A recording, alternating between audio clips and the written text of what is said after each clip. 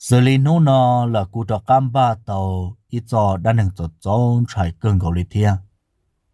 ê trò cam mò cho nó cho tôi bia bể thả đồ bê sợ đỡ tôm lông với cho kế lò rễ nhó trâu nô nón gì thế nào nhó trâu lúc xưa hậu thâu lòn ta chế cho mò tu nhiệt gì gọi là cụ ổn năng là tồn để cơn cầu lý là thiên ta chỉ nhó trâu lúc xưa hậu ta chỉ gọi ổn năng cho gió nhẹ cơn cầu nào thằng đó chỉ cho cứ ti mà giờ chỉ luôn gõ tu nhiệt thì nó kia lên lòng lỡ một cái một chỗ là lấy giờ chỉ hóa tu nhiệt thì nó muốn cho lớn nó họ tu nhiệt thì nó một lâu muốn tu là cho cứ ti giờ chỉ ba gõ tu nhiệt thì nó kia lên nữa chỉ lúc xưa hẳn ta tu lần chỉ là cú tu xưa cơn cổ luôn chỉ trong ta ta tỏ giờ lúc này chơi sẽ được mua từ công ty lòng sầu tan thọ chỉ nhớ là mỗi nô lô tụ lần chỉ theo hai trâu tụ lần nia hai tia cái nia đó cho cứ ti là nhớ là rong gọi là chỉ lú kia li một lâu mòn tô là lấy dân chỉ ba họ lấy một lô cá no là lấy dân chỉ hú kia li là giờ li no cú sa tia chứ kia một chậu cho nâng trà xong bỏ sử dụng đi trả cho giờ thì họ sa ra cái lợn đó cho cứ ti nhớ là mà li cho là chế tụ lần chỉ giờ hai lên đó ta cho tụ bao nhiêu lâu chế sửa hòn đó tụ bao nhiêu thiết tế cho tụ lần chỉ hạt tiền cái gì cô là cô xã里có xã thế tiền cho họ thì đó cho cứ tin nhỏ chế rong gọi là chỉ lưu kia li chế chỉ muốn cho nâng trả nhỏ sẽ họ rong đi trả giờ họ thì là họ lưu lỡ nữa chế chỉ cho lo lại họ giờ thì muốn cho nâng trả lời nhỏ là họ chỉ lưu thiên này chế mà li kia đó cái là chậu cho cứ ti lộ chế lúc xưa hắn ta gõ tu nhiệt gì thế lệ sợ sĩ tổ lòng tổ lô chế tao chỉ chơi nấu chơi mò tỏ can gì xưa chế gõ tu nhiệt gì là thế lệ bạc không rõ ràng lộ chế lúc xưa hắn ta mà cho nên trà là dân nhót đế cơn cầu nữa mỗi in nô ở tao trầu mà thế lệ cho nó nè chế xưa hắn ta có thế lệ cho kiên gõ tu mình nhọ chỉ là ý luôn trả lo lo luôn nông đã chỉ có tu nhiệt gì thì tôi mới ý nô trồng tuần tài luôn chỉ tôi một cho đồ buồn đồ cho nên trả lời cho tê luôn tôi cho lúc đầu thì non ria cho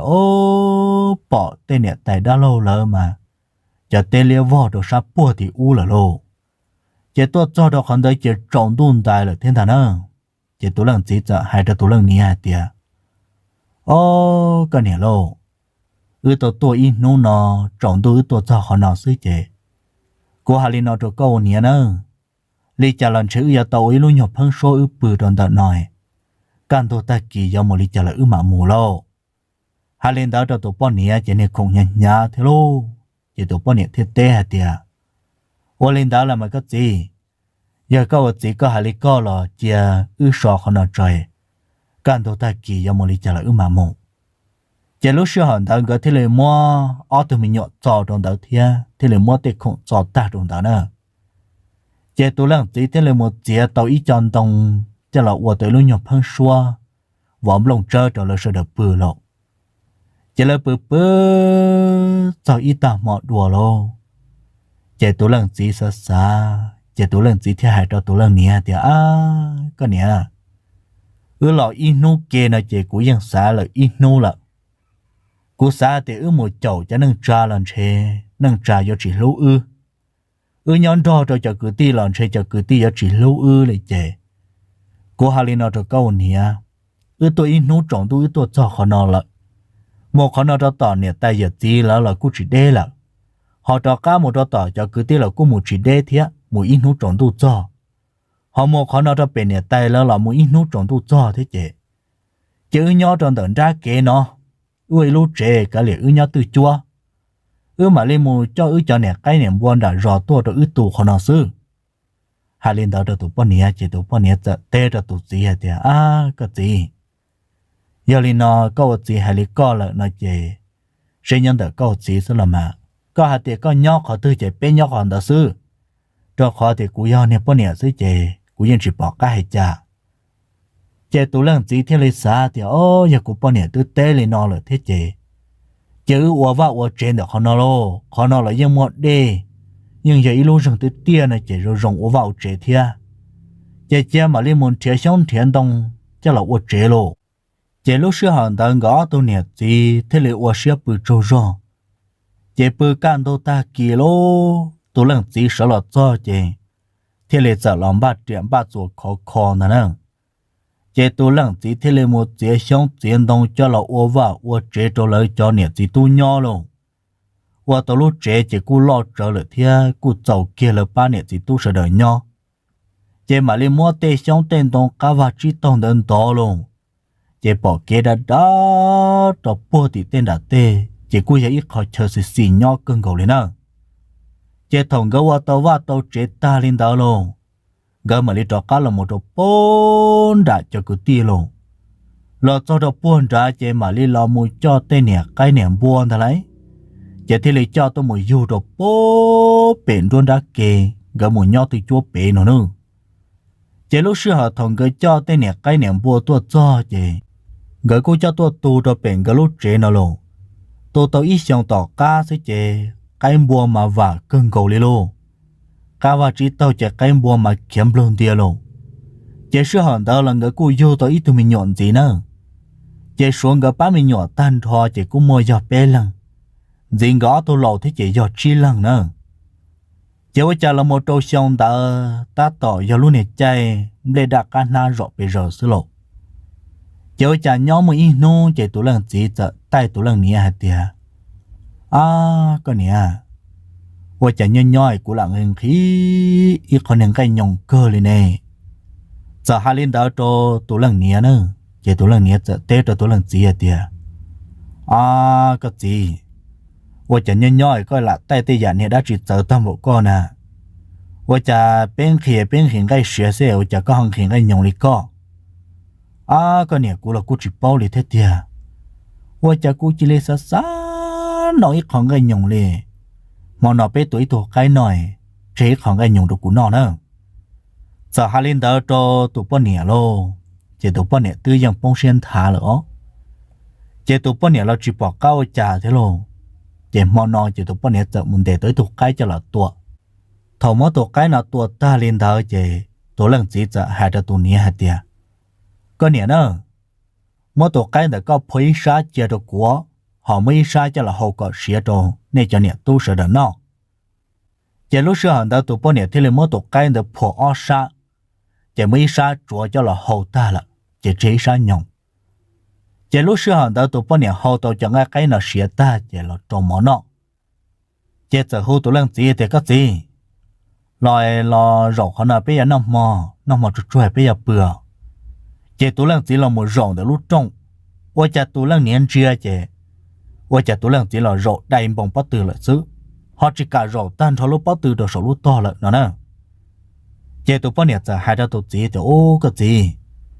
我家古真叫cá sai có sẽ cha tao mua lại ở bên nu nồi có họ chỉ lấy rổ đem bông trong lấy có là sẽ giờ mò có bắt từ là giờ cha sợ hai lần đầu cho tụi lần gì nữa nè chơi tụi lần gì giờ tết cho tụi lần nia thì cái nia sau cha tao mua lại ở bên nu nồi mò cú lu cha từ cú chỉ lấy rổ chỉ tao trong lấy là cú là cú chỉ bỏ thì sau cha cho cú thiệt ấy giờ lên đó có trâu tôm mỏ là trôi cuộc hàng gai và ta cũng có chế đồ cũ này có bớt chế hai lên đó cho tụi bọn này chỉ tụi bọn này thì cái gì có thể có chế là cũng thứ chế cơ ta sẽ mà cũng chỉ cho cá mỏ lò là sư giờ lên đó chỉ mỏ lò cho cũng nó với chỉ cũngยังkhí tam bảo lì chỉ tụi bọn nàyจะmột trở tổ sinh là cái nhung đó lọ cho là cho chế tụi lần chỉ trơn gấu chế tụi lần chỉ những đuôn đón bìm bẩn được khó dâu gõ ta lên nó nữa chỉ mỗi tên này bắt chặt bỏ lia vỏ đồ chỉ tụi bọn này thì hai trâu tụi gì thì cái gì lộ, và chỉ có những nọ trồng trái tam bộ có chỉ bón trái trái phải bé tụi mình nhỏ những trái có rồi, và chỉ những nọ này có chỉ tỏ bé tụi mình nhỏ một bữa trâu rau trái, có chỉ nên nọ này có, hay lên đó cho tụi lần gì, chỉ tụi lần gì thì cái này cũng ngân kia khó xía lên cũng là nọ lên nọ xưa, nên từ hậu tụi cho xía có chỉ nên nọ cho xía chỉ tụi lần chỉ nào cho chúa ta chỉ sở trường的路种嘛chỉ，怎么不稳定到到家了？ chế tụ lần nia thia bé tụi mình nhọ nó nọ mỏ ta lô chế tụ lần nia thia cho tụ tu lo thì mẹ tu nữa rồi ngồi lấy cái gì cho sụt sờ lại chế mò nói nếu tụ lo chế nên thằng trò bé bự đầu ra lợ ê cú cho nếu tụ cứng ra muốn ra cái gì bự đầu hậu lợ xưa nếu bự đầu tọt ra khổ nó ê bự là sau đang tu nhà nhà thia hai lên đó cho tụi mình nhọ cho một bự đầu tọt ra khổ chế lúc xưa hẳn đó tụ bao nhiêu thì lấy cho tụ giàu muốn cho tụ lần gì bự đầu hậu ra nữaว่าจะถอดตัวป้อนเนี่ยก็เราจะเอาจ้าเราหมดใช้ตัวเรื่องจีเจว่าจะตัวเรื่องจีจีเลยเจอตีป้อทองเหลือสิลงเอาลูกเขาเจ้าเจติงก็เปป้อใจฮอเอาลูกเตยเจรังก็ปัวต่อป้อตือซื้อเจตัวเรื่องนี้เทียสาเดียวโอ้ว่าจะกูเนี่ยเท่าอย่าปืนเจอตามโบหน่อยว่าจะโซเนี่ยโซเราตื้อฉิบปืนเลยนอนะว่าจะเราเนาะเขาอย่าปืนเจออุโลเลยล่ะchế tụ bao nhiêu mà liên mô lô tăng trong bộ cho là tờ rê rê mà liên sai chứ ô ô chả tụ lần gì chế tê chăm ba tê có tờ mà từ tụ lâu ta liên lộn ta nữa chế lúc xưa hòn tờ mà liên ô đó tụ bao nhiêu non trai luôn chế tụ bao nhiêu nó thiết xa thì ô tụ nó sợ bởi giờ của tụ chỉ là ô chế giờ đa giờ trò rồi luôn chế tụ bao nhiêu mà liên ti sẽ rồi rong trong tờ tụ lần gì lúc bắt từว่าจะเขาปอดฉุลุจีมองดอต่อนอเจตัวเรื่องนี้มาลีมาเจเตมส่วนเด้อตัวเรื่องสิลูกปอตื่นเนอะว่าจะสวดตัวติดตัวนี้กูตื่นมันเตลินเตอูเจตัวปอเนี่ยมาปอเตโอต่อตัวมาเลยเอาไปนู่นหน่อยกูตัวสิเราโรจ้อยเนจิกะโรกะตันทอเนลูกปอตื่นโรเย่ซาดีปอตื่นเด้อซื้อเจกูตัวสิตัวตื่นยังมัวจ่อเลยเตลงchế mò nọ tụ lần niên trai nữa chỉ tao luôn ra tụ lần dịp bự chế tụ lần niên thì lấy mua lô khó trong chăn đời dùa rồi rong ba rồi rong trông chế tụ lần niên thì lấy cho tụi mình nhọ dòng đã làm cho tụ lo bự đầu tọt ra khổ nữa qua chả là bự do thầu ít tao mò đuông đời chế mà lên nọ tụ lần chính đồn trông tọt ra tuồng trong áp bê xuông đời chế tụ lần niên long chế do chó kia lần đó luôn no tọt ra tuồng nữa chế tụ bao nhiêu mà ít chế lo lấy ta đi luôn thằng đó chế tụ bao nhiêu chỉ lấy chỉ trâu rô rồi luôn nhỏ chế tụ lần chỉ dẫn đông giờ lô bỏ kế chế tụ lần chỉ dẫn riêng là chế lúc xưa đó tụ bao nhiêu thì lấy sợ là uất chạy đồ cho mình nhọn no rồi uất tàu chạy chế tụ bao nhiêu giờ hai đồ tụ mình nhọn tu lo hạt tiền có một trà có gì sao sẽ có gì bỏ sợ lần đó bên nó chạy và cha mà nó có gì trong ý mò sẽ có gì mà có từ thiệt hai lần đó tụi mình nhận tu lo chỉ là một trà là gì một cho tao ra chỉ cho một hai đứa lần gì thì gì cô nhiều qua tao chạy là có sợ là bây giờ nó chạy sẽ bây giờ muốn lên một tê lì trà chỉ tụi lần gì cho tê cho tụi mình nhớ thì mình nàyว่าจะรองกูเลยกูจีสินั่งใช่กูอยากเสิร์ชตัวหลอนเท่านี้น่ะหมอละน่าจะชัวหมอก็เนี่ยเราต่อจ้าในกูน่ะก็เนี่ยท่าจะหาลินดาวตัวโตเนอะจะตัวโตจะเราจ่อต่อเนาะเราหายตัวตัวเรื่องนี้เดี๋ยวนี้จีน้องหมอจีใช้ปลาเนาะน่าจะชัวหมอจีแต่ก็หมดต่อจ้าจีเราก็ถ่ายเปลี่ยนว่าลินดาวละมั้ยจะน่าจะชัวใช้จ่อchế lúc xưa đó tụi bao nhiêu thì cho mình nhỏ nó cho chó mỏ tan thọ nữa chế tụi bao nhiêu thì hai cho ở tụi mình nhỏ lon được hai tiền nếu rồi nếu tụi cứ giàu khó nó nữa cứ giàu một sai cái gì sẽ或者cái gì họ chỉ sợ thì sẽ cái gì hai đã chỉ được cũ chế lúc xưa đó tụi bao nhiêu thì linh cảm một cho được hỗ trợ nữa chế tụi lăng gì màยังbự trâu tí san đó luôn bự trâu tí bỏ thông sư chế tụ bao nhiêu giờ mà hai đứa tụ gì thì có gì, và cha ta kia nó có chỉ sợ lần đầu bên nó mỏi, giờ có móc ở từ nào, hai lên đó tụ gì lo, chế tụ gì thiết tế cho tụ bao nhiêu thì ô cái nhỉ, sợ giờ ô li cha tao mò là ốp bên nu này, mà cụ lui cha từ thia cũng lâu rồi, rồi gọi là cụ lui rót ta lại rủ xe anh chê, li cha lần chê cụ giờ to lên lo. Hai linh đó tụ bao nhiêu nữa, chỉ tụ bao nhiêu thì cái gì, 我cháu ấy tôi nâng lầu nhỏ ấy hai lũ ở đâu đi lấy con à hai lấy con hai chỉ tàu hai chỉ nhỏ ha我cháu có phải hai lấy con tôi bao nhiêu giờ mà tôi chỉ chế ở bên lòng đó chế tôi chỉ theo hai trò tôi bao nhiêu thì tiêu họ có nhỉ giờ tiền nô tư của tôi chế có xong một chậu cứ ti có xong một chậu nâng trà nữa hệ có mỗi của lũ chế cho một phổ tròn đợt từ trong chỉ để tròn trà khi họ họ trong chế có bỏ của luôn già nhau tròn đợt nữa hệ giờ hai tiền của tôi mua lợ lò của dân trợ uốn này sẽ đỡ lúa chế tôi làm gì hai lên đó tôi bao nhiêu lô chế tôi bao nhiêu thì cái gì có sao thì cái tí là tư chỉ lô giờ một chậu nâng trà là sáu nâng trà bởi do lô ê chú ý tên này ba mình nhọ rong lên nó ê giờ thì có trở to là thế của giờ ôi trà yêu tới ba mình nhọ nó ê của giờ ôi trà ôi liêu ôi tê bây giờ chọn nhẹ một trò thổ tư chế tụ bao nhiêu cô đó tụ gì nữa chế ôi trà nung tao chế tụ lần gì sợ mò là một lúc nô canh trồng để thị trong sư chế tụ lần gì chỉ lì to lợn nó chế thổ tụ lần gì to lên đó chế tụ bao nhiêu chỉ bỏ cao ở trà lên lô tụ bao nhiêu quá cưng cầu luôn chế tụ bao nhiêu mua tụ lần gì tụ tôi ít chế ra chết chia chế tụ bao nhiêu thế này mua tụ lần gì cho lời xa tròn đợt tụ chế đa luôn chế tụ bao nhiêu thế này một khâu kia tụ ít lúc còn tròn đợt từ trong mồ ly ở bên đàn từ tròn trà xí lố khâu kia tụ ít lúc khó cho họ chế tụ bao nhiêu giờ mua kia cho nên trà bỏ tại trong cái lồng mới cho là thỏ rồi rong luôn chế tụ bao nhiêu thế cho mình nhỏ mua tụ lần gì cho là chia tụ ít mỏ hậu chế xứ can tụ ta kỳ chế tụ bao nhiêu hai ta tụ mình nhỏ tụ lo thì mày tụ luôn cho cứ ti là nhau đế cho nên trà là nhau đế chế chứ mua cái gì phổ trong đợt từ trong này cái gì thế là tụ ở bên lúa luôn chế lúc xưa hẳn đó tụi mình nhỏ tôn đó thế là ba tụ lần nia chế mua tụ lần gì lúa rau một tuần đã lúc khó luôn chế mua tụ lần gì cho một khó bự rồi rong cho hậu lúc còn già không thằng nữa chế tụ lần nia thế là mấy đại gì chia cho là một khương cầu đâu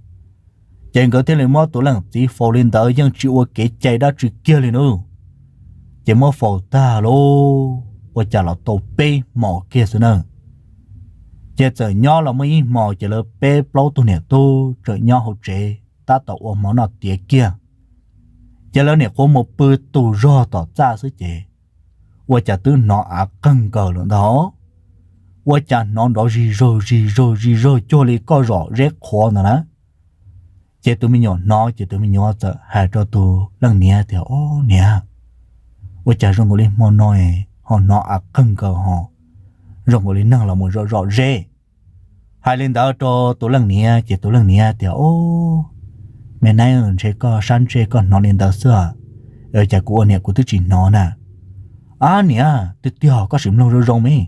lần từ lâu rõ rê tiêu chế tụi lần nè mà đi cho bọn chế của tí rồng lông luôn yo chả chia rõ rê tỏ lúc chế rê tua hồ chả rong ngủ li căng gần từ trong chỉ để trong trả luôn nè còn già đã tua chân chế lúc xưa hòn đó tụ lăng chỉ bằng chân một chỗ rồi nữa chế tụ lăng chỉ khâu cho nên để nên chỉ tiêu hỗ chiến đấu kỳ cô hồ gì rồi lên đó chế tụ lăng niệm nông rồi rong tròn đã tụ lăng chỉ luôn ra tua chế tụ lăng niệm hay là tụ mình nhỏ thì mình nói có chỉ bự trâu rò mình ở giàu thâm lắm lòng có chỉ bự trâu rò chỉ một đắt chiều hai lên đó chứ cho nên mình nhỏ chế mình nhỏ giàu sẽ chế là chỉ bao luôn chế là chợ bự trâu rò rồi nữa chế tụ lần niệm lắm long chế tụ lần chỉ có luôn nè con giang đâu gió lụp bỏ kê chế rộng chia lợn nó nữa chế tụ bao nè mà lên một khi lúc họ trong thuộc bỏ kê được sai trong đã luôn ra chế và trả trong cái luôn ra đó phát hiện bé từ sầu rò cho hậu lợn yo tụ bao nhiêu tụ bông xuyên thả lô tụ bao nhiêu xả thì chơi của tụ tí một bằng chân chiều đau ở chỗ lợi thầu trường nhon đó là của tụ tí tư tua bao ít chế to hồ của từ tư tua lợi thia của tụ tí chỉ tư non cây nhồng lên đó lợi mà chế bằng chân ở chỗ lợi luôn giờ thì mong nó bé trưởng bữa hậu trên là thế chuyện chê sau cuộc tụt chỉ sau là do uli trả được bé luôn giờ nông tới chỉ lại nhau in nô nữa chỉ thầu luôn nô canh trồng một đợt tị trong xí chè tụi bọn này tư hại được cho mình nhỏ thì cho mình nhỏ là của ông họ được bé nọ bây giờ bự giò hai lên đó chỉ ô tụi lần này ô chua mò cho lớn nọ nữa lớn nọ mò tan thò chỉ tụi lần này sợ một đồ bùa sổn tha chỉ ô luôn tha số là cú giờ ilusia thia dị để tụt chỉ tạo lúc còn già tạo lò lần chỉ là một tọt chỉ tạo lớn nữa nè chỉ tụi lần này theo hai đôi cho mình nhỏ thì cho mình nhỏ nó chua mò bây giờ một bữa hậu già nữa nó chua mò tan thò dưới chỉ tụi lần này lâu thế tụi đại sổn tha số là tụi cái họ ăn nữa mà cho đồ hậu có cho đang trái về chỉ tụi lần chỉ nó thì lần chỉ một bữa sổn tha nữa nè chỗ我家了白不老多年最多呢，就这么不多说，他了那喽，我家么不得弄一杯热，都能年就一直做热的喽。我家拿都能只口几个路年咋的喽？就我家拿按的微风都融，我家的杯热所以就都能只得了好路年咋好了喽。mỗi đại niệm chỉ chia thâu kia cây một chỗ sát to chị nhưng nó đại niệm chỉ chia được có lông đồ to nữa chị tu lần chỉ số trăng hậu lúc còn ra lo chị tu lần chỉ giờ hú kia ó số nữa lấy con nè người phụ nữ hỗ trợ rồi chị hai tiêu luôn này số mà lông thấu sang độ rong tua luôn chị tu bao nhiêu mà ít chị tua ta đi luôn chế tụ bọn này dân chỉ ô lù dân chỉ té tụ lần chỉ kia luôn chế tụ lần chỉ số là chọn được họ trong chế là mình chỉ lúc chế ô bị lụt tan thô chế tụ lần chỉ giờ đồng ý nhiều số thì ô chế lô số sai là bự thô rồi ô ô chả lúc sự té cũ rồi đừng trồng lên tận độ rộng tua nữa nữa chế tụ bọn này chế ít chế mà lo lẽ ta sống tha đi luôn, yêu chỉ tao lo opa, họ xem mà thì tí tông sống tha to nữa, chỉ tao lần chỉ là mình nhìn gì chỉ mà yêu lo bỏ cái nữa lấy, thọ cái qua là họ tệ, cái bỏ qua rồi luôn, chỉ tao lần chỉ mà đi cho cả tí tao này chỉ có lồng đâu, cho cả một đôi tao luôn nên sao, một cho tao chỉ tao lần chỉ một bước kia cho họ chứ.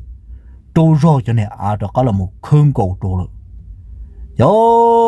tụ lần này riêng chia nhỏ bỏ kế chứ tụ lần này thế là sợ lò nữa sợ là cho là ô cho chạy trâu là bao nhiêu thì tụ nó nữa yo nó chạy ta chứ tụ lần này cho hai đứa tụi mình tụ lo thì mình giờ của hai nó tụ con nữa này cho trong chỉ giờ chiều ôn đi ôn chờ nhớ trái phải có gì họ sợ là chậu bé chứ chậu to bé chỉ thọ nó họ giống một tám mảng to bé sợ đầu thia ấy của hai linh nó đâu có nữa có giờ tụ lo chứ có một nhớ được bua sọn tha sọ họ có tụ cứng ra nó chứ của giống cho một cờ cho tỷ lúc gió tỷ nó ấy nè mà thâu ô lù kia này nữa giờ có chỉ là phó và phó chế có chỉ ăn ga là đồ hậu chế nó là hô là nè thâu tê kia nữa chứ tụ lần nhẹ dân chỉ có cho trâu đó tụi mình nhỏ nữa chế tụ lo nó cho mỏ tan ra tụ lo về kia sổn tha lần ta chế tụ dầu nó cho mỏ trâu kia chế gặp được lúc họ chọn gặp được lúc họ chọn chế tụ lần nhẹ chỉ lấy chọn mua luôn nhẹ va cho là một khứ đợt tọ luôn nhẹ dọc họ tọ nó xứ họ số mà dân cho luôn nhẹ giờ thôi chế lo nữa chế tụ miệng tu ra để chỉ linh cảm một chỗ hậu chế tụ dầu để chế lần nhẹ giờ em đừng ra cổ nữa ta kín đó chế lần này chế cho tin do bùa tỏ chế nó kia tôi một đồ bùa tỏ cho nên trả tôi một cỏ cho nên trả tôi ba ao tôi mình nhọn tao nữa chế tôi lần này ấy kia tôi giao chế tổ phong được kia đó luôn cái nung đó tôi một ít nung có trồng tu rồi thôi tôi chả tôi một chỉ cho đã lâu rồi rõ đi cháu tôi lần này thế xa thì sợ tôi chả luôn nó nói của tôi là in nó là tôi chả tôi một chỉ cho đã lâu rồi có trồng tu rồi tôi tia nhớ trái về của nhà chị tôi chọn tôi của ấy họ ya tỏ cú li u li nọ thế luôn chế tụ lần này cái kia một trăm đua sát trong tỷ nọ luôn trên trên trong một trò bó tỷ đã lâu lơi rõ luôn chế trưởng lại luôn này cứ hà lo lon đó cho họ chế mạnh ta một trò bó tỷ thế nó chế lúc xưa hắn đó tụ bó này tỷ luôn khiến cái hà đó nữa chế tụ lần chỉ sợ tổ chế nữa sợ là cho chế ô chả là hù hù gì vậy chứ chế chế chỉ nó tụ bó này tê luôn chế tụi mình tôi lo nhớ sống tha chỉ yên riêng trong chế tụi lần chỉ là một nhân chi hù hù chỉ nó té chế tụi lần chỉ cho qua ó bê số nón tròn đó nữa cho nè tôi nó kia cú lần ta cú cho to mà cú giống tỏ xua tù xuống đó luôn chế tụi lần chỉ là kia tí tông tôi mù了chế tụi lần nè khoa khiến cái hạ kia trong tuần đã tia sáng trong đã tỉ rõ xí chế 我家都拿到了这个狗把手装多了呢，个鸟，个结果了咯，大哥，我家拿到了这个狗把被的多些，到了年晒着哦，都没有拿了你没有怕怕的，哎，浪车估计开始到，要么早着那浪车也可惜，要再不了这浪只还断车到，这浪只么打多了的。 chế tụ lần này uất tiệt tụi mình nhổn đâu kia nữa luôn chế sửa hòn đó tụ lần này là dân kia chẳng cân cầu thế luôn kia muốn gấp là đó thì rõ chế ô tỏ trâu gì luôn chế tụ lần chỉ hù hù là cho tận đâu rõ chế chỉ lên chết to rồi luôn chế ô sửa hòn đó một cho tệ nâng trả đã lâu chế tuần sau nó mà lên một qua đó tệ đã lâu qua đó tệ này tệ chỉ luôn hay tệ có ba nữa chế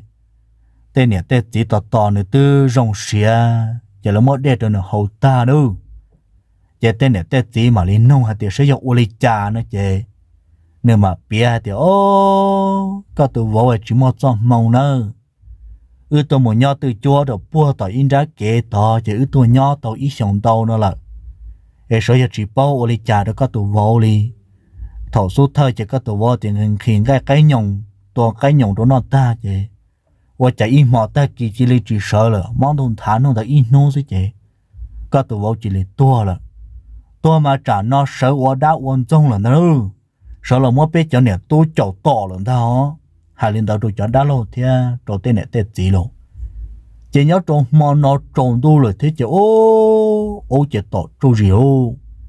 这叫打了嘛你是车好热好的喽，这东巴点巴跑哩叫人巴领导来。 chăm bên thằng nâng cao là cho hỗ trợ chỉ là muốn trí tụi tôi chỉ tụi tôi tua kia xứ nào nữa chỗ lại nhau nhau mà nó ô tô ít mò vô can đô trên xe tụi lần chỉ là qua xe cho các lò buôn đồ này tại lỡ ròn đồ là mù nữa qua cha thầu vô lô bỏ kén đó chỉ tụi tôi nhớ sổn tha chỉ bỏ tụi lần chỉ lò nó đấy qua chẳng có tí tôi này chạy rằng tiền tụi tế lò nó rồi trong đó là có trong chế bên trái cầu đó lúc có trong chế u nữa lúc này có trong đuột thế nữa luôn chính gặp là trong chế nó là một sai khó u khó nó chế u chẳng nên nhiều một đứa bé lúc khó trò luôn chế tụi mình ở tôn ra đó chỉ hay tiết cả liệt cho cơ hồ u chẳng nên trở qua bên này xua hồ lúc này khó trò hồ tua chế ô tụi lần chỉ là tu rồi lúc này van được rồi to tụi lên chính cả kia một hồ chứ ô chỉ là mót tụi mình nhặt tôn ra tỏ kia hồ luôn này khó tỏ hồ luôn chỉ là mót tụi mình nhặt tôn ra để nó ô lìa chứ tụi lên chỉ là ăn cắp rồi cho tỏ luôn nên ra tỏ rồi nữa bỏ kế chứ cho nên ai là cá sư rồi là một khứ tụi lên chỉ là chỉ tụi mình nhặt tôn lo nhá sồn tha trên trên trong chỉ tụi lên chỉ là mót tụi mình nhặt tôi dùng từ đùa ô lìa mót nọ ô lìa ta thì nữa chế lúc xưa đó tụi mình tu lo nhau nhau chế nông đã sơn gió bùa tọt rõ nữa cho cứ ti nâng trà chế là chậm ba triển ba phọ ba mũ lâu tới xin nữa chế là tua bùa tọt rõ tua đó quay chế là to kế tua chế tôi một chọn đó là lúc trên đó ta tọt trồng đồ kia chế nâng tua trong ở trên xe tụi lần chỉ nó chỉ tụi lúa sâu lúc còn già họ lò rồi nữa, giờ nữa tụi ở đá là lò nâng tụi trong là trên nương trái nâng thiết nó nữa, chế cho nó bự ta là tôi một cuộc cả luôn giả tan thọ chế và chả cho nên mà sư trâu u trâu non đó nữa chế cho là khứ đó luôn nè dài để nên chỉ tiền thì chế khứ cho được số chế lấy những chỉ hay đã chỉ lên đó nữa mà nó chỉ là tôi trâu tần ta cứ lỏng va ta cho trâu tần đồ rong lỏng mà cho trâu tần hậu chế lỏng mua nhớ bỏ kê nữa nữa chế ôi chả lỡ sợ nó đun trâu tổ luôn nền giả tua chế cho nên trái những chỉ hay đã chỉ kia lên đó lần gái kia tôi tránh hiện tổ chi phát kỹ lọ thổ u nữa chế muốn hiệp bà lô nữa đồng trên trên nữa luôn chế lấy cho một tương cầu trong đó để nên chỉ tiền nữa nữa chế lấy chỉ lấy thọ tránh hiện tổ chi đó ở bên tổ chi u nó chắp lời để nên chỉ tiền nữa một đó hậu chế nó đó chua hậu nữa luôn chế nó tụ lần chỉ qua hậu luôn nè con dao tụ luôn lâu hậu tụ nữa luôn chế là ở bên tổ chi gì đó chế u nữa luôn nè xóa cô qua hậu chia rõ hậu luôn chế là bao để cho nè to em nó sợ đã hoàn trong hậu rồi nữa chế là các tổ chuyên gì đó chế đông chế dựng riêng hậu luôn chế là bao để to rồi thằng đó chế cho đã lâu rồi sau đó mà lấy mua để chỉ tiền được khi luôn là mà lấy sai tụi giờ gì hậu chế từ lâu một trò rồi luôn để tao chế từ giờ trò ta chỉ mà cho bao hậu chế chuẩn phi chỉ tao lấy ta nữa luôn trên mua chế tay răng là ta còn nhện để lên tế ta nhưng mà cứ tuần tế rồi dạng bùa tao nó lên là thế ta chỉ mà nơi trường nã chế này đi cho ở nhà tuần tao xứ nó nữa bao hồ là trường long chỉ tao ta nó bao hồ trường nhập bao hồ nâng bao hồ đút đô lên tao yo là sai ra tua là luôn chế là cho cả món này cả lâu đến chia kia luôn nè để nít tiền đến cho nè tua hậu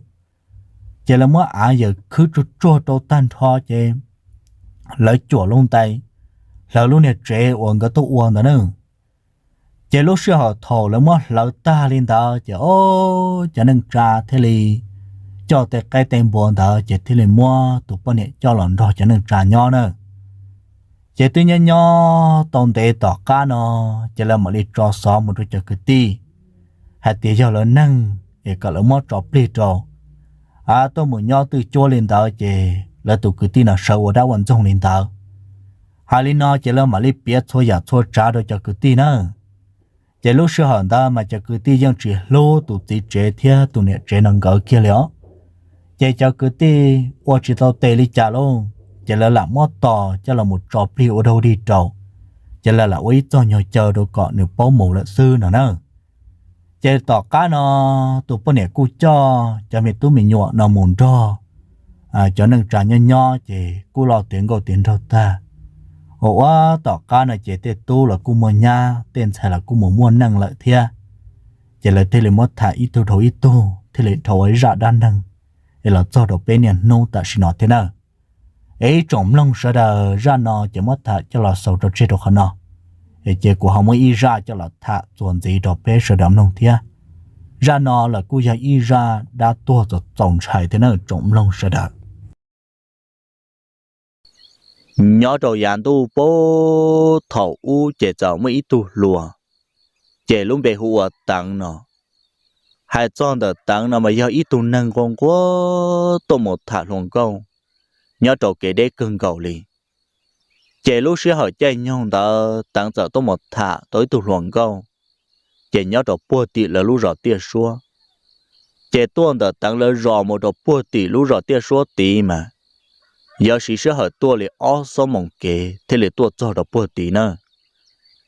chế lúc sẽ hỏi chơi nhau đó tặng yên thả tặng tụ lồng câu nó rồi rong cơn cầu li lợ chế thòng đó tặng yên ba sẽ cần hạt tiền giờ mùi vua tụ lồng câu nó cho là ô bao nhiêu thòng đó chế giờ vua tụ lồng câu chế tụ lồng câu thế li tết rồi tặng hạt tiền tặng bây giờ cho được bé lúc chế bé châu lợ tiền cú xã thì trong nó chữ bỏ cả dầu cho giờ xí sau là uốn năng đi trả lò mà đi là uốn năng ok còn một đôi giá lò cả chỉ thoát cổ xì là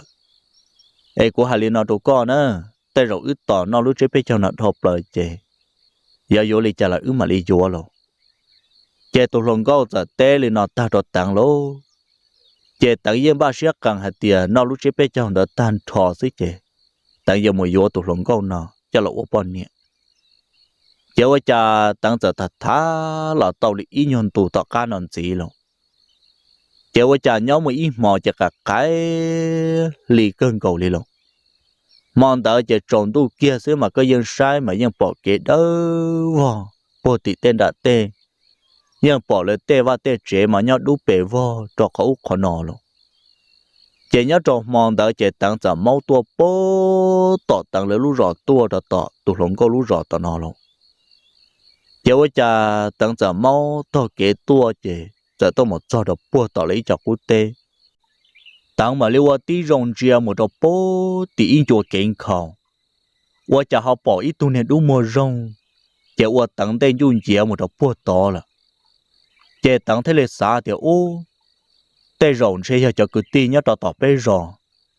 哎，了说的多么塔龙沟着波地，爹说地贴包，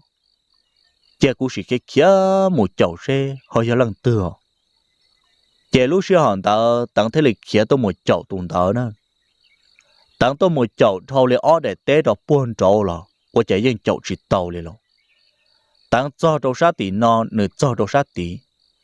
当户搞到你也只到哩，当开讲不哩得了，你开讲不哩得。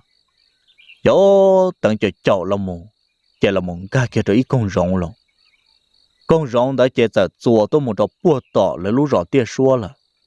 这伢找公容呢嘛，了说的应只到路呢，一直这，应要容怒正式，这么家不到公容的了喽。chế tặng cho cháu tôi cho được hắn đó chế hoa rong chế này cho trốn tu cưng cầu đi là chế thằng đó tặng thế là thầu lú tăng cho là một cá kế cậu kế tao kế tao một tờ đó tao lấy rò là tôi chạy những chỉ bỏ tụ mong nọ nhau được họ từ liền yo mong đó chế tặng giờ tôi một thả tặng tụ lồng câu đấy tôi một nhỏ nhỏ cho đó thầu ít ta mọi đùa kiên đó chế我家họ nói ý gì mong nhớ được buồn đã cá ro chứ, tôi cha chỉ là quan trò chùa lô, xin thế có cần quan trò chùa đã tua chứ,当thế lệ giờ nông tận tụ lòng câu ở tiểu ô, tôi cha gì mong nhớ được đã cá ro trái, họ qua rồi họ xin thêm cho cần trái cho lịch cha, chứ tận tụ lòng câu mà lấy hai cho tận tiểu ô, tuy do hạt tiền bé mới tụ bỏ lẩu nếu mà là tàu in tù nó, em chỉ bỏ thì sẽ nếu mà đi trả đi, em sẽ tụ bỏ đã xỉa luôn, em sẽ thế này qua thế này xí thế có càng lên đó, chế giờ hai linh nó ta đã tăng luôn, chế thầu tăng nó linh nó ta chế qua đã tăng chỉ tàu luộc kia liền thiệt nó nữa, chế tăng giờ thì ô, do hai tiền có hai linh có chế trái bề của chỉ tàu luộc, chế của một chỉ tàu chế là bao chế giờ hai linh nó cho tụ lòng câu, chế tụ lòng câu thế là té trâu tăng hay tiểu tăng, giờ thì có một chỉ tàu chế chế có là hậu nói, cú bò châu nói chỉ có bự hậu chế nào xưa mà, để ta kịp bỏ cái có mà linh mù, chế lúc xưa hàng ta mà giờ hai tiểu cho cha mua trâu tê nè tê gì là sợ đầu thiệt nó nè, chế tăng chỉ cả lô, tăng nhớ nhớ giàu chỗ lúc xưa hàng ta chế tăng là cú sa thì cũng càng cơ là chế tăng thế là hai đó tăng tụ lồng câu hạt tiền tê rồi cũng giờ cả một chế là ấy do lử mò do hạt tiền mua xí hở nó chế cũng mà đi trả cá tuôn thật coi nhót đùa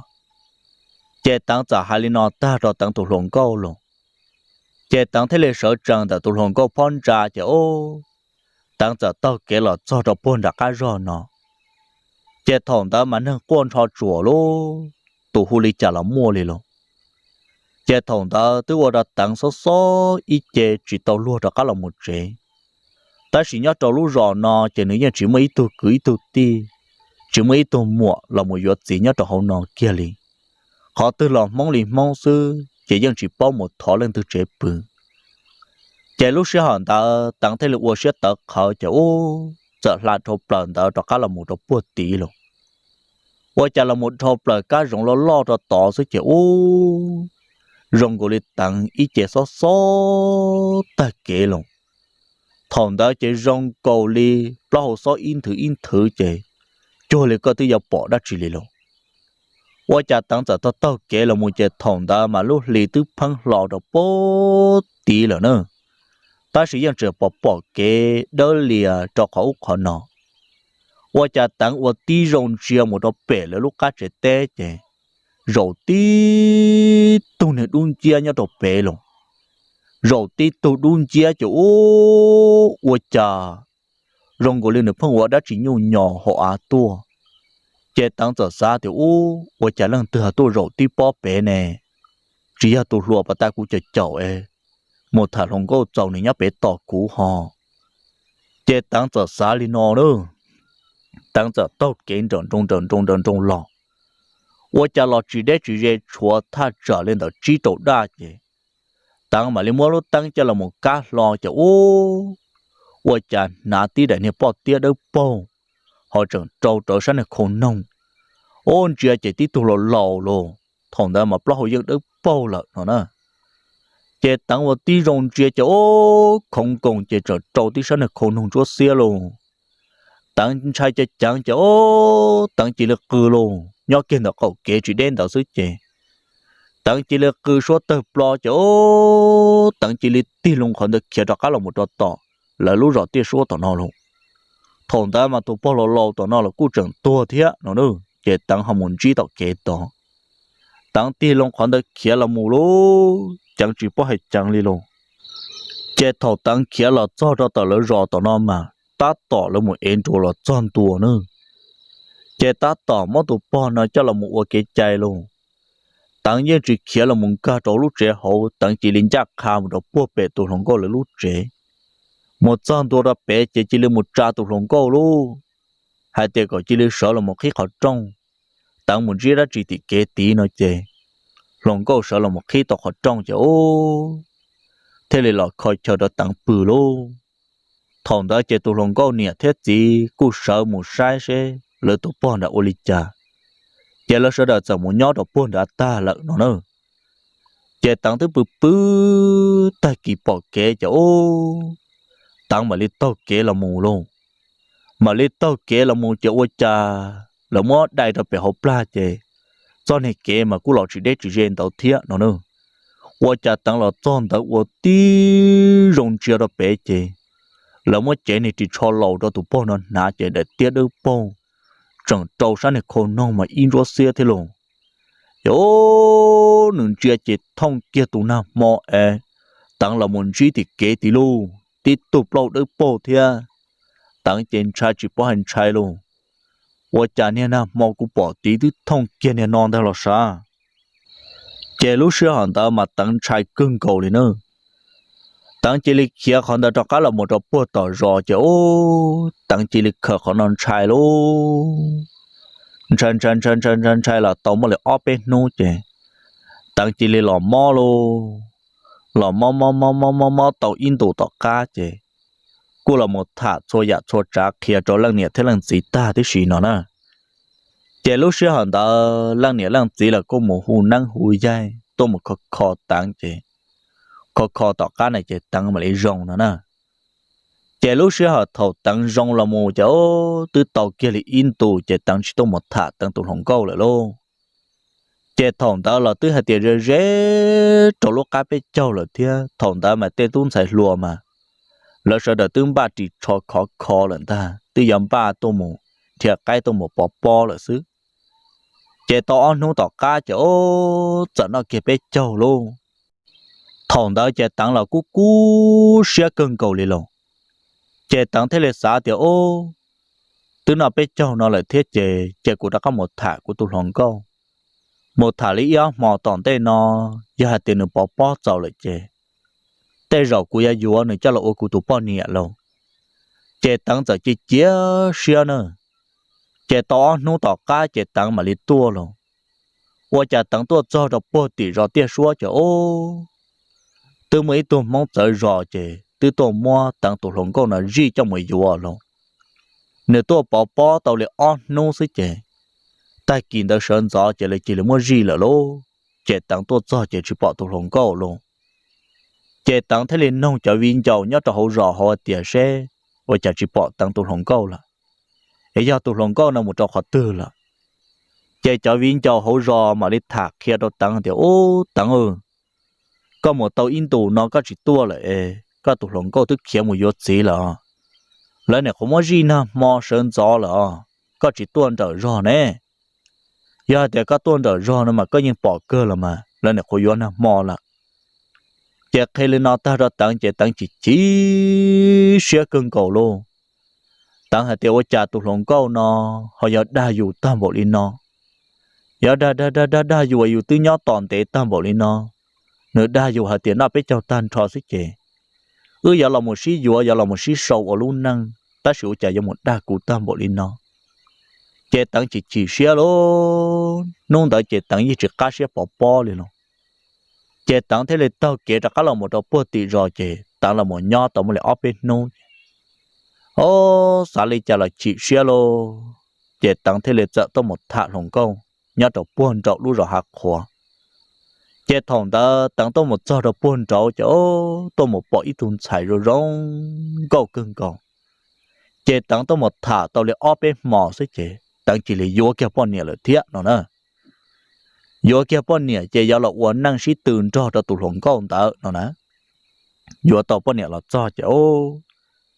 tao chuyên đề tao cá chế tăng tụ hồng câu nhớ tao bị thiệt xua chế cô tao muốn nó trong nó cỏ ta chế gõ tụ nhẹ chỉ tới một uốn năng tao lại ý xong tao cá lại lố chế lúc xưa hắn tao là tăng giờ uốn năng tao mới yêu xong tao cá chế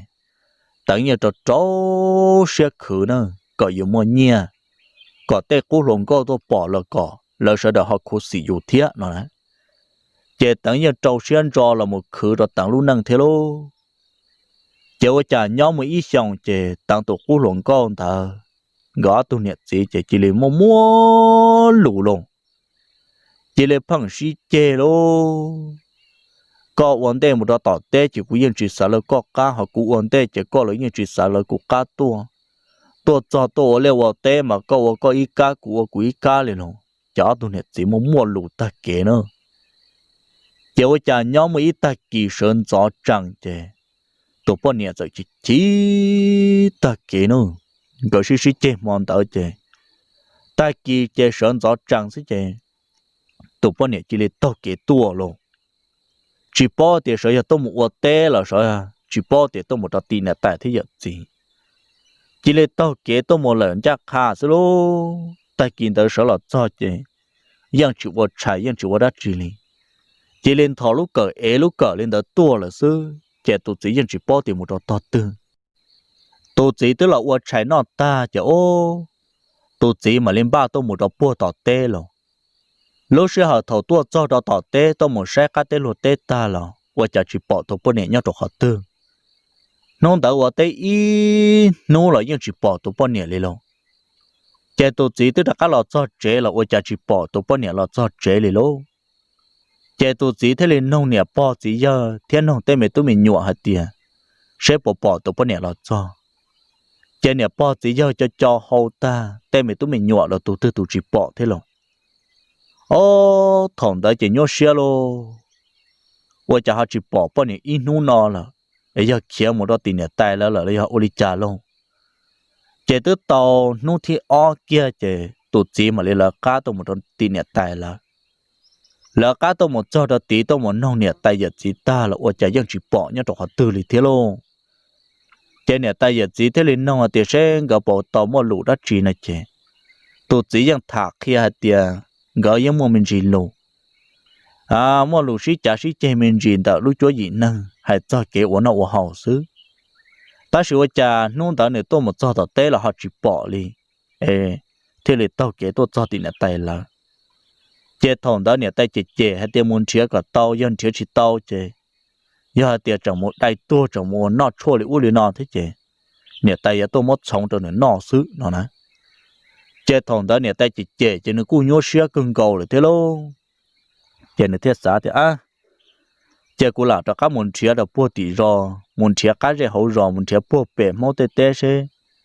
trái bên họ muốn nhớ được bua bể tê là giờ chỉ bỏ tuột cho được họ nó chế lúc xưa hắn ta tụt chỉ thế là chọn một đầu bua tỏ rò nữa một cho tỏ lại rò chứ ô muốn chia cá rễ hậu rõ tôi muốn chia buộc bể là tê tê muốn chia tàu bê nô chứ chia chỉ tàu luôn chỉ lúc xưa hắn ta tụ bao nhiêu mà người chỉ xia chứ người tự tôi một đại tua lợn nó nè tôi một đại tua rồi bốn chạy tụ cứ hà luôn cái kia đó mong cho cá tê một đó bốn trả u lợn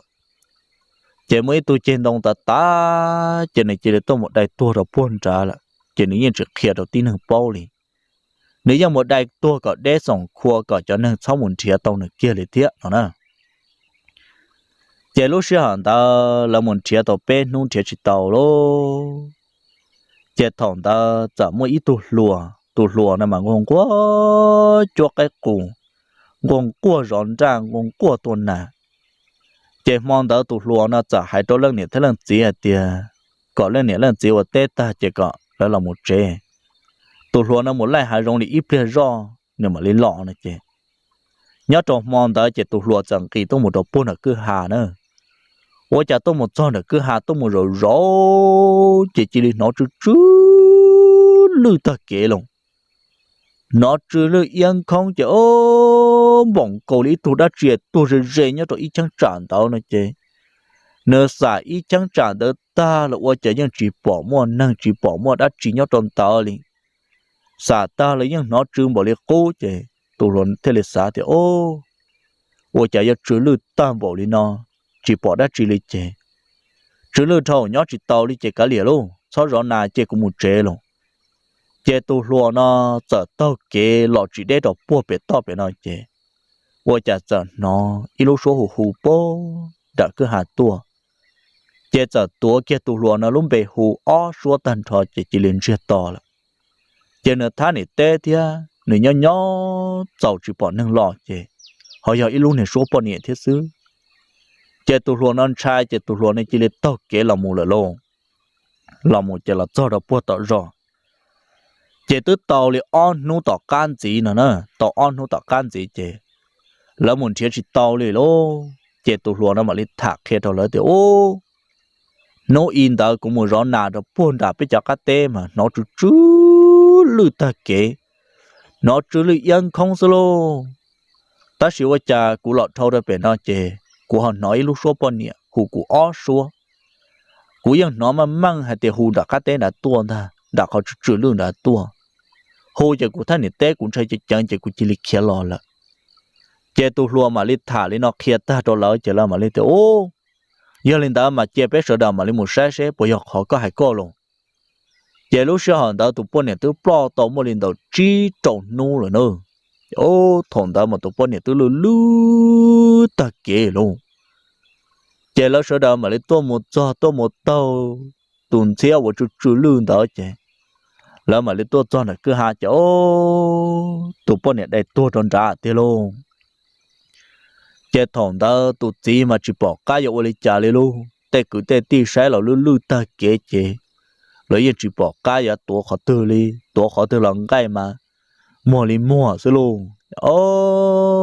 cây giống là ít sang hồ của lư mà thật chỉ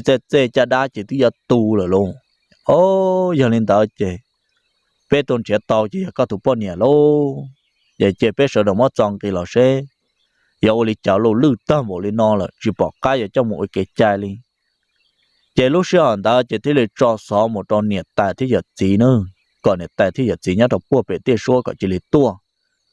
trên cái tua cho chỉ tôi một sai tuần sai cho ô lư ta kể luôn nè tay mà chỉ sửa cơn cầu hai tiền sẽ nè vào nó trong một tua bỏ chơi xứ này chơi nè tay chỉ lịch không có cho là qua cái chạy được bể rò bể nó thằng đó chạy tay cứ tay đi tay này tay gì là sao được tao chỉ thầu luôn vậy là thế là mất cứ cho là một cái chạy cho là cái chạy tao on nu tao can gì thế mà tu có chỉ bỏ hai lư mà uo bà uo mía xí luôn của lư mà nó chỉ trôi được bẻ can năng xí chế lâu cái chạy tỏ mò xí chế lợi chỉ là mò cứ cho một phẩu ra thì trong là chế lúc xưa họ thầu là mò cứ cho một phẩu ta mà nhưng trường nó trừ lương dung chia tàu lip lâu trên hô tỏ can của thiên nó nữa cho mò cứ cho một phẩu ta chế thằng ta tổ cú luận trâu là cú là uốn năng nhóc còn chia lợi thiết nó nè chế thòng đó nhưng chỉ xa thì có một tấm mạng đã chỉ trâu tụ lùa nó kia lại thiên nó chế nó cho các cá xeo ở liệu ở tê nó chỉ bỏ thì nó tụ cú lồng con tới thứ tua là chế nếu như cho các cá xeo ở liệu ở tê cho nhau một ít tài kỳ sơn gió chế gõ tu nhật gì sợ thả tiền tê rộng chế tu một tê giờ tu một nhỏ rồi đã tê tu bự li ốp bên mỏ tê tu mỏ tê không tê lòng đời sầu chua chua cho giờ nhỏ li chả là gõ tu nhật gì mà li cho là nhỏ này chứ lúc xưa hắn ta gõ tu nhật gì giờ sĩ thả ta cho ta kín tao chứ gõ giờ tao kế tu một tê luôn chứว่าจะgõ giờ tao kế tu một chẳng lo được buồn được cậu rồi chế giờ mới ít lúc hải sống lo ta kế nữa lúc hải sống đó mà nhờ chạy sống bụt chữ lo đó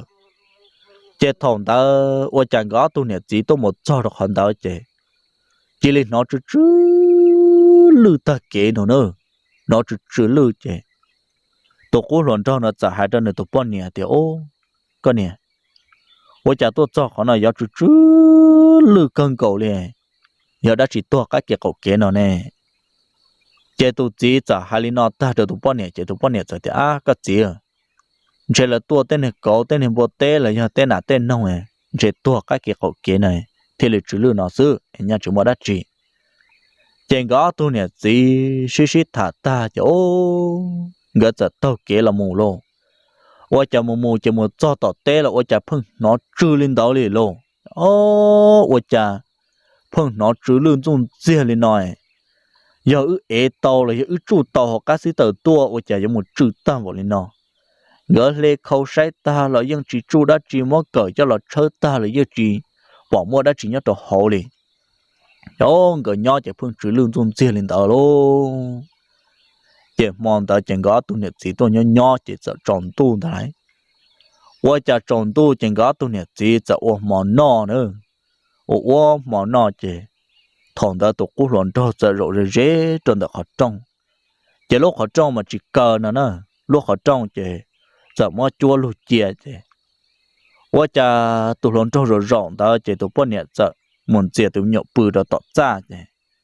ว่าจะตุหยกเพิ่งกลัวchứ, ทองแต่ตุกุลนโจมาเลยว่าตีโรงเรียนแต่เขาจ้องนะฮะว่าจะเจที่ฉันก็เตอเราหมดตอนแต่เขาจ้องเจจนโจแต่ฉันเนี่ยเขานงเจตุลนโจปอดทั้งจะว่าจะที่ฉันเนี่ยปลาเราลื้อตาเก๋หอจนโจแต่ฉันเนี่ยเขานงรัวเสียลงchế tu lon trâu chỉ lấy số trăng chế cứ tân trăng ta xin đó luôn lần thứ hai cha chữ chế sắc cả là không nói thế này chế thằng ta tới nhẹ là họ nhót tọt ra thế luôn chế tu lon trâu số trăng chế muốn chú cho lú tới nhẹ là chọn tua chế thế là giờ tập lòng đầu sáng đầu rong một cá cho cá và chỉ tao tan cho tôi cha họ chỉ bỏ mua đã chỉ lấy lô chế tu lon trâu trai luôn我讲为啥那个到了路的给着找到啥那可能诶，这浪的好中到天了这，都浪中真拆喽，这都浪中，莫好中个单错这，都浪中这来还真的都半年的个年了，少了那毛了个只那毛这，个年了，古那古做古要补呢，这都浪中了毛还做一个用毛这的这。tụi lon trâu chỉ lấy nó mỏ chua tan thôi chỉ kéo lọp bừa luôn,ว่าจะลบจะมองtới chỉ có chỉ bao hai luôn, trừ lư yên không mà bỏng cầu lý tụi đã chuyện tua nhớ đầu cắt ra hậu nữa, trừ lư luôn, mong tới chừng cái nhà của lư ý mong cầu, tụi lon trâu mình trai chỉ bao hành trai lên thế luôn, cho họ thì dân bỏ sang cái tờ là nhớ tròn tờ, họ trông tới chỉ, thì sang cái tờ như lư là tụi lon trâu nhưng bỏ thì giờ đa lợn nó nữa, nhỏ bỏ kế tua chỉ tụi lon trâu chỉ tàu lúa luôn, chỉ này thế là hai trăm nửa tụi bọn nhẹ thì con nhẹ, tại vì nó ưa tụi nhẹ chỉ tụi bự nợ tên nó là, lòng người muốn chỉ một tấm bằng trời nào mà cũng bỏ thì giờ đã chỉ rất giàu chứ, cái này ưa sắp bự lắm, ưa một chế giờ thì lử mò, giờ thì ưa học tàu lúa thiên nó là, mà lấy trả cá tàu bự họ chỉ tàu lúa lỡ nào là cả liệu sao tàu bự là mà lấy tàu tê cho cá xứ chế tàu cú lòn cho giả hà nó ta đơn được tàu bọn nhẹ chế gõ tàu nhẹ chỉ là một chế lòng là một chế là dân nó trừ lên trong xe uống cả tôi nè chính tê lên thằng ư ô lò cho nó tỏ rõ chế mong tới là bự cho hậu rõ mà áo mà tỏ chứ bao hay tỏ đi luôn trên trên này cú lồng con để đặt cá lợn chuyện này cú lồng trong đó nó nè chế đặt cá lợn sai sẽ được uống năng lịch trả đồ lịch trả lợn nó chế ô tỏ chế mong tới chế là một phó và phó chế đi luôn tụ lồng trong nó mình trai chỉ bao hành trai đi luôn chế bự mong tới chế là phó ít màu can tô chế ta kỳ chế tụ lồng trong nó thế là hai trâu nửa nhẹ thế nửa gì thì ô nhẹ thế gì luôn một mò ta mà lên nó cho quên na mò một bự tọt tê họ bỏ sang này khâu lên đầu thia bỏ sang này có tàu lú ta kể eli chả lô chế tàu muốn chế thành năng tuần năng sai sai hạt tị đã chỉ đồ họ bỏ giờ ta một lên tàu trên nông tàu chế lần nhẹ thế lần chính cái thì lên ba đường trong chế thì lên một hồ kia tàu ít tụ chỉ năng tuột cho chế tuột thành năng nó ta chế tụ chỉ năng nó theo hải trâu tụ luồng này tiền sẽ có một món tê tụ cú luồng có vậy có thả rồi rong có chỉ tàu anh xem là tê chỉ nhỏ là tê thó sự đã có là một chuyện có sẽ cậu năng lịch trả tôi lịch trả là sư chế thòng ta tụ luồng trâu là tụ cú luồng trâu nó thiết xã thì luồng câu rong tỷ tên đã tê mà thọ u yang ta thả cơ ta chỉ nên tiêu một nữ năng là cụ tiêu và cụ năng là mà cụ chỉ bỏ thì sợ nữ năng rong lịch trả tôi lịch trả chỉ dân chỉ xin hồng mong lên là nó cụ đồ trâu sẽ là khử cụ luôn năng nửa là nữ dân trâu sẽ một khử nửa luôn năng là xứ chỉ dân chỉ bỏ thì sợ dân này trời nhỏ là dân này tua là dẫu dân chỉ nông sọ chỉ dân chỉ bỏ đi luôn giờ tụi thì năng là thế thì cũng chỉ có nào mà do cái thuộc cú luận câu nữa nửa lò nó chỉ nửa thó từ đó có là tha có đó có là một sai có xứ sợ thật thà đi nó ta đã tụt luận trâu chứ